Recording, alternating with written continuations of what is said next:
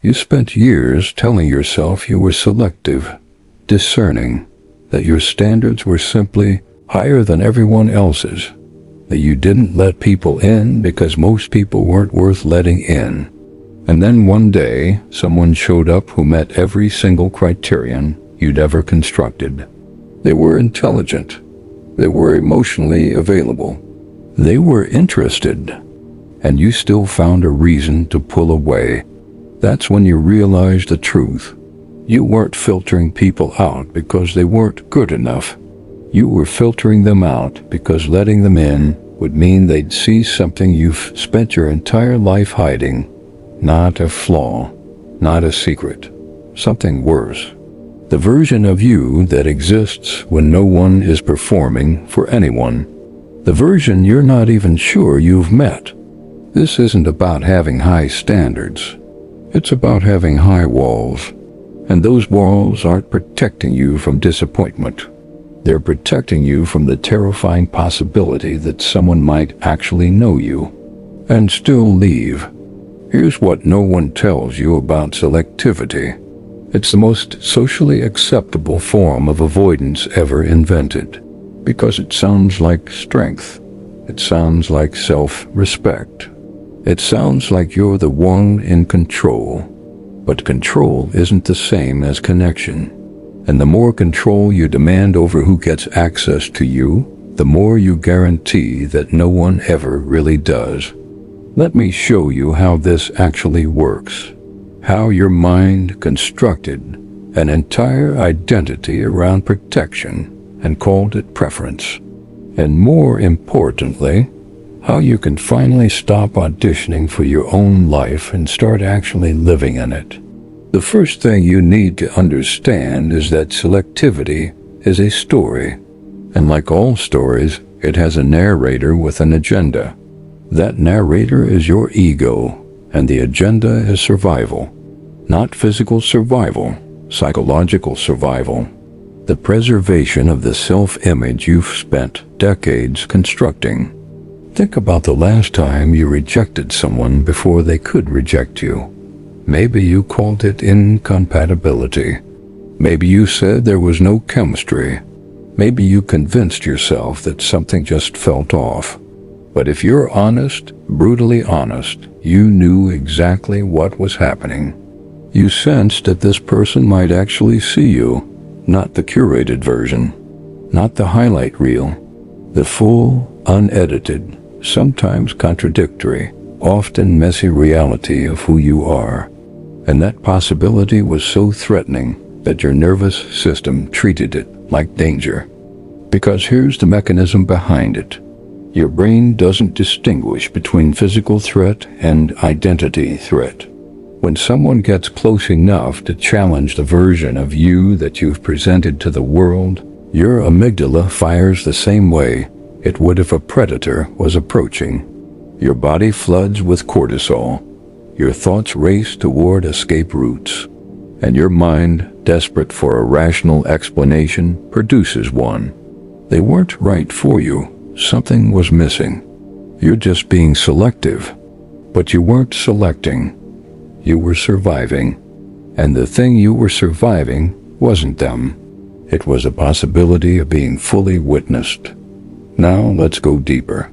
Because selectivity isn't just about romantic relationships. It shows up everywhere.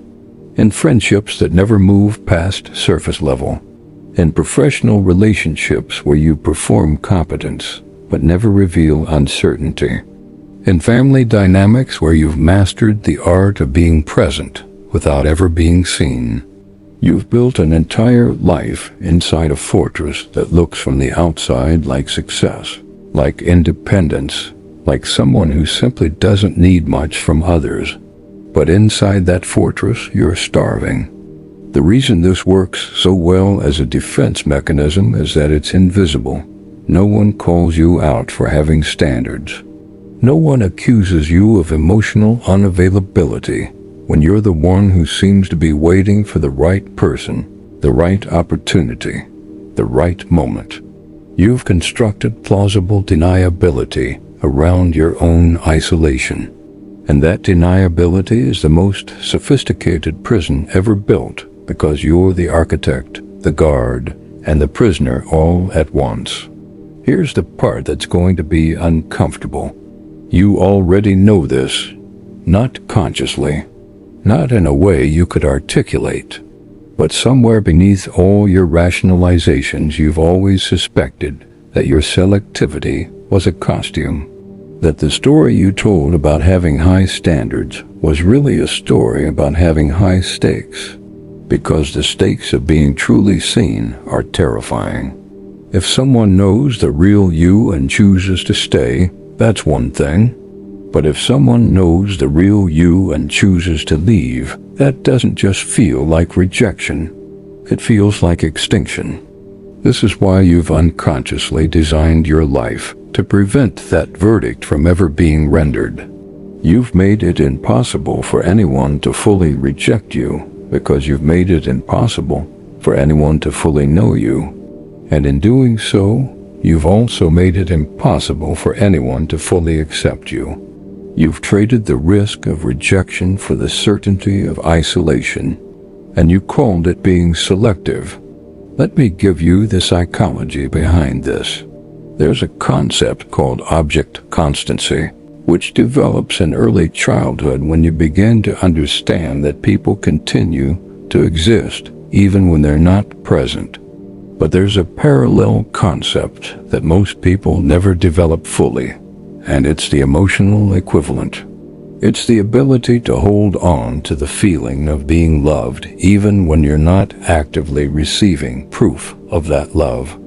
When this doesn't develop properly, usually because of inconsistent caregiving or early experiences of abandonment, you grow up with a nervous system that's always scanning for evidence of rejection. You become hypervigilant about other people's responses to you, and you learn, often before you can even speak, that visibility is danger. The selectivity you display as an adult is the mature expression of that early programming. It's the sophisticated armor your adult mind built around the wound your child mind couldn't process. And it's been so effective at protecting you that you forgot what it was protecting you from. Here's where it gets even more interesting. The fear of being seen isn't actually about what others will do with what they see. It's about what you'll have to do. Because the moment someone truly witnesses you, you can no longer hide from yourself. Their perception becomes a mirror, and that mirror shows you parts of yourself you've spent years avoiding. Think about it. Why do you feel most uncomfortable around people who genuinely see you? It's not because you're worried they'll judge you. It's because their seeing forces you to see. Their witnessing forces self-witnessing. And there are parts of you that have survived precisely because they've never been witnessed. Parts that only exist in the dark. Parts that the light of another person's attention would transform or destroy. This is the real reason you fear being fully seen. Not because others will reject what they find, but because you might have to finally acknowledge what's there. You might have to stop performing the version of yourself that keeps everyone at a comfortable distance and start being the version of yourself that you've only ever met in your most private moments. And that version, the one without the script, without the armor, without the carefully constructed narrative of selectivity, that version doesn't know how to exist in relationship with another person, because that version has never been allowed to try. Now let's talk about what happens when you start to see this pattern for what it is. Because recognition isn't the same as resolution. You can understand intellectually that your selectivity is a defense mechanism and still find yourself deploying it automatically. The understanding has to move from your head to your body, from concept to felt experience, and that requires a different kind of work. The first thing that happens when you truly see your selectivity for what it is grief, because you start to realize how much you've missed, how many connections you've sabotaged, how many moments of genuine intimacy you've deflected because the vulnerability felt like too much. You grieve for all the versions of yourself that never got to exist because you were too busy protecting the version you thought was acceptable. The second thing that happens is fear, because once you see the mechanism, you can't unsee it. And now every time you feel that familiar impulse to find something wrong with someone, to create distance, to protect yourself through selectivity, you have to ask yourself a different question. Is this discernment or defense? And the honest answer is usually not the comfortable one. The third thing that happens is choice. For the first time, you have agency over a pattern that used to run automatically. You can feel the impulse to withdraw and choose to stay. You can sense the threat of visibility and choose to be seen anyway. You can notice the story your mind is constructing about why this person isn't right for you, and ask yourself what story would emerge if you weren't afraid. This is where transformation actually lives. Not in understanding the mechanism, but in the moment-by-moment choice to respond differently than your programming demands. Here's something that might change everything for you. The version of you that you're afraid to reveal is also the version of you that's capable of genuine connection. Think about that. The parts you've hidden, the parts you've protected, the parts you've convinced yourself are too much or not enough. Those are precisely the parts that create intimacy when they're witnessed. Because intimacy isn't built on the polished surfaces you've been presenting. It's built on the cracks. It's built on the moments when you let someone see your uncertainty, your fear, your mésalliances, your humanity. The things you've been hiding in the name of selectivity are the exact things that would allow someone to truly love you. This is the cruel irony of your protection strategy. The armor you've built to protect yourself from rejection is made of the very material that would prevent rejection if you'd let anyone see it. Your vulnerability isn't your weakness. Your vulnerability is your offer. And you've been hiding your offer and then wondering why no one has made a bid. Let me show you how this plays out in real time. You meet someone. In the first few interactions, everything is surface level, safe. You're performing the acceptable version of yourself, and they're performing theirs. Then something happens. They share something real, something vulnerable, something that doesn't fit the script. And in that moment, you have a choice. You can match their vulnerability with your own. You can take the risk of revealing something authentic. Or you can do what you've always done. You can find a flaw. You can create distance. You can tell yourself that something about them isn't quite right, when really what isn't quite right is how close they got to seeing you. Most of the time you choose the second option, not consciously. Automatically, your nervous system perceives threat. Your mind produces rationalization. And before you know it, you've convinced yourself that this person just wasn't the right fit. But notice what actually happened. The moment true intimacy became possible, you found an exit. And that exit always looks like discernment from the inside. Now here's where it gets really dark. Your fear of being seen isn't just about other people seeing you. It's about you seeing yourself through their eyes. Because as long as you control what others perceive, you can maintain the illusion that the version they perceive is the real you. But the moment someone sees beyond the performance, you're confronted with evidence that the performance isn't all there is. And that evidence threatens the entire identity structure you've built. This is why vulnerability feels like death. Because in a very real sense, it is. It's the death of the performed self, the death of the image, the death of the story you've been telling about who you are and what you need. And what emerges on the other side of that death is something you can't control, can't predict, and can't perform. It's something that can only be witnessed. The people who have achieved the deepest connections in their lives aren't the ones who found the perfect partner or had the perfect circumstances. They're the ones who were willing to let their performed self die in front of someone else. They're the ones who chose the risk of being fully seen over the safety of being partially known. Let's talk about what selectivity actually costs you. Because you've been so focused on what it protects you from that you've never calculated what it takes from you. It costs you presence.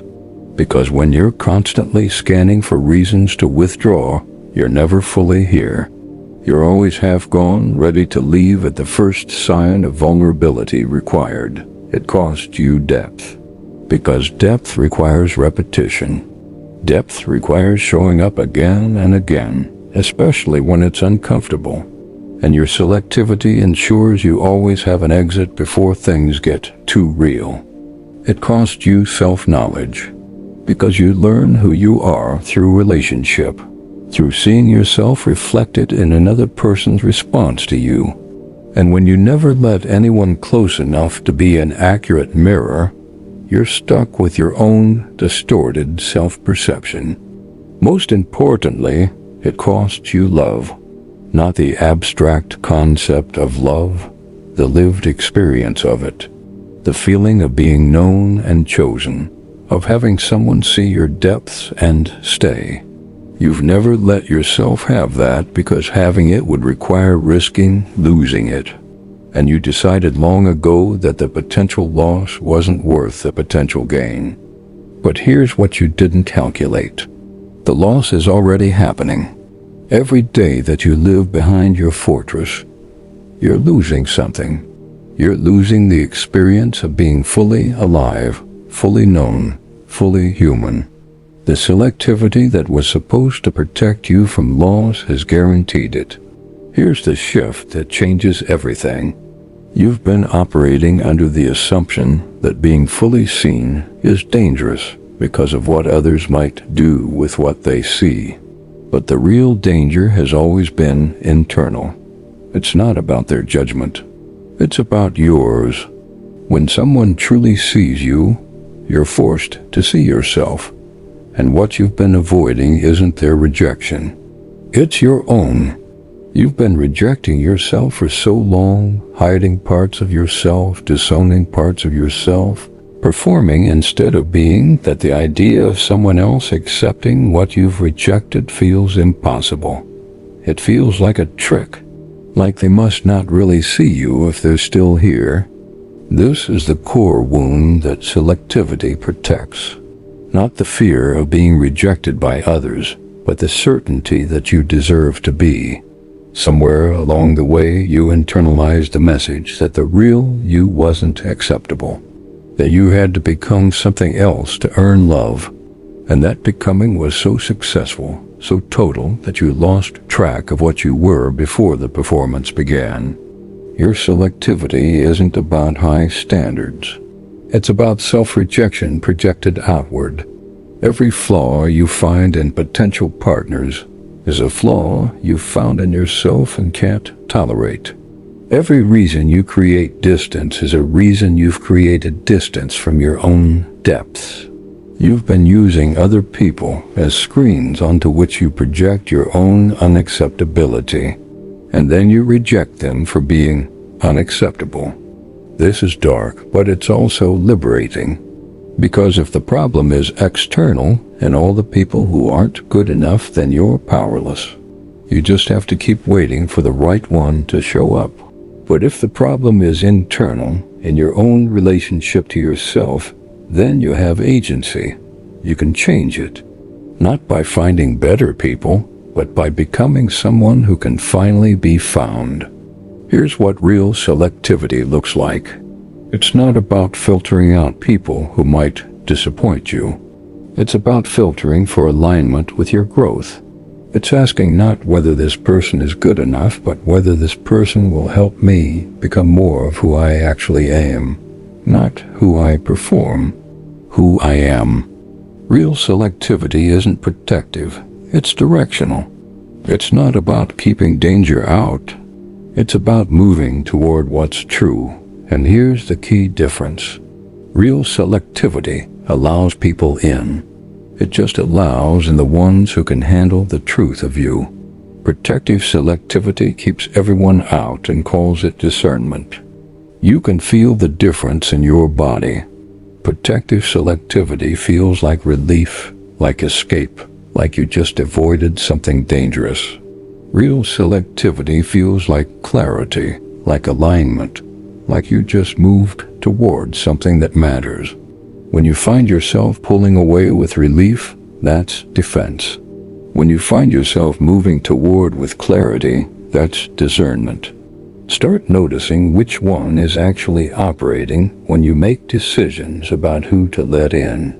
Let me give you the practice that makes this concrete.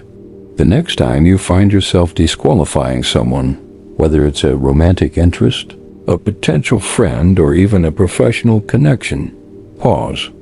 Don't act on the impulse. Just pause and ask yourself one question. What would I have to feel if I let this person in? Not what might happen. What would you have to feel in this moment? What vulnerability would you have to tolerate? What uncertainty would you have to sit with? What part of yourself would you have to reveal? The answer to that question is usually the thing you've been avoiding your whole life. The person you're rejecting is just the trigger. What you're really rejecting is the experience that letting them in would require. And that experience is usually exposure. It's the feeling of being seen without the armor, without the script, without the safety of distance. If you can learn to tolerate that feeling just for a moment longer than you usually do, everything changes.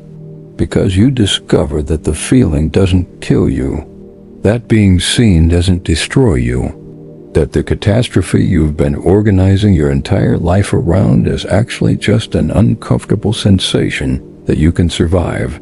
This is how you break the pattern. Not by forcing yourself to let people in, but by expanding your capacity to tolerate the feelings that letting them in produces. The selectivity dissolves naturally when the feelings it was protecting against become tolerable.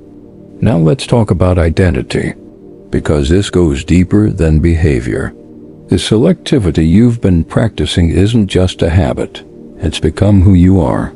You've built an entire identity around being discerning, around having high standards, around not needing people, around being perfectly fine alone. And that identity has a survival instinct of its own. When you start to challenge your selectivity, the identity that depends on it will resist. It will produce thoughts like "this is different. This person really isn't right for you." It will generate feelings of anxiety when you move toward connection. It will find new and creative ways to justify withdrawal. Because for this identity to survive, your pattern must continue. This is why change feels like death, because it is. It's the death of who you've been. And even if who you've been has been making you miserable, even if who you've been has been keeping you isolated and starving for connection, there's something terrifying about letting that identity go. Because at least you know how to be that person. At least you've mastered the performance. The person on the other side of transformation is unknown, and the unknown is scarier than the familiar pain. Here's what I want you to understand. You are not your selectivity. You are not your patterns. You are not the fortress you've built. Those things are constructions. They're strategies that made sense once, when you were small and the world was big and you needed ways to protect yourself. But you're not small anymore, and those strategies have become prisons. The you that exists behind the walls is still there, waiting, not the performed you, not the acceptable you, the one who existed before you learned that existence required performance, that you was capable of connection, of intimacy, of being fully seen and not dying, that you has been waiting for you to realize that the war is over, that you survived, that you can put down the weapons now. Let me tell you what happens when you actually let yourself be seen. The first time you do it, genuinely do it, without the armor, without the exit strategy, without the rationalization ready in case you need to withdraw, it feels like falling, like there's nothing beneath you, like you're completely exposed with no way to protect yourself. And then something unexpected happens. You don't die. The other person doesn't run. The catastrophe you've been preparing for your entire life doesn't materialize. Instead, there's just two people being human together, without the performance. This is the most profound experience available to human beings. Not success, not achievement, not being admired for the polished image you've created, just being known. Just having someone witness your actual existence and still be there, still be present, still be with you. Everything you've been chasing, every accomplishment, every external validation, every perfectly curated image, all of it has been a substitute for this. All of it has been an attempt to get the feeling of being seen without actually being seen. And it never works. It never satisfies, because there's no substitute for the real thing. The real thing is terrifying, and it's also the only thing that actually works. Here's the final piece. The reason you've been so afraid of being seen isn't because of what others might do.